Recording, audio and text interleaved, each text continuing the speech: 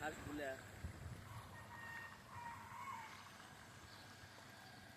এই প্রজেক্টটা অনেক সুন্দর নেট করা। এটা আমি পরে এডিট করবো, যান আপনি যান।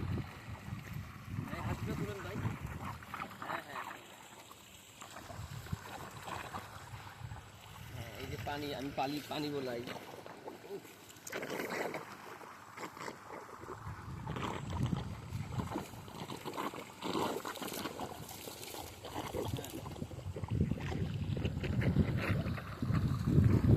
এই ভিউটাই ভালো।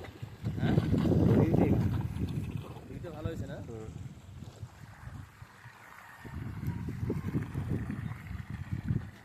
বুঝছে এবার 1 মিনিট একই হয়েছে, কোনো সমস্যা নাই।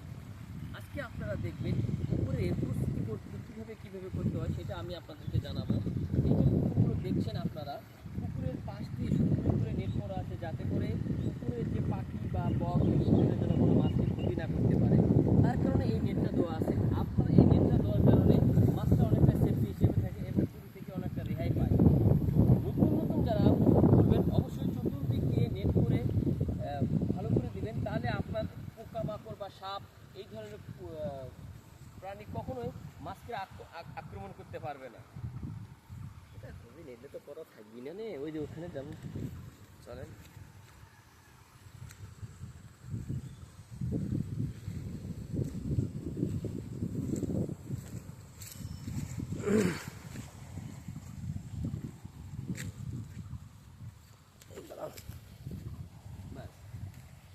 সুন্দর করে নেট করে দেওয়া আছে। এই ধরনের নেট করা অনেক ভালো।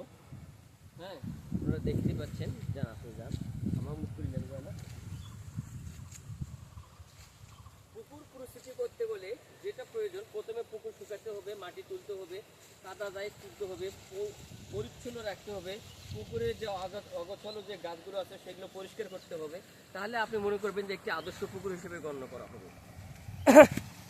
বিশেষ করে পুকুর পাশে এরকম এরকম কলার গাছ দিবেন দাদু, দেখা এই যে এরকম কলা আছে এখানে, কলাগুলো দেখতে এটা নাজুক কলার গাছ, খুবই ভালো লাগলো। আর এই ধরনের প্রজেক্ট তৈরি করতে গেলে অনেক খুবই ভালো প্রয়োজন হবে। 2 মিনিট 42 সেকেন্ড। হ্যাঁ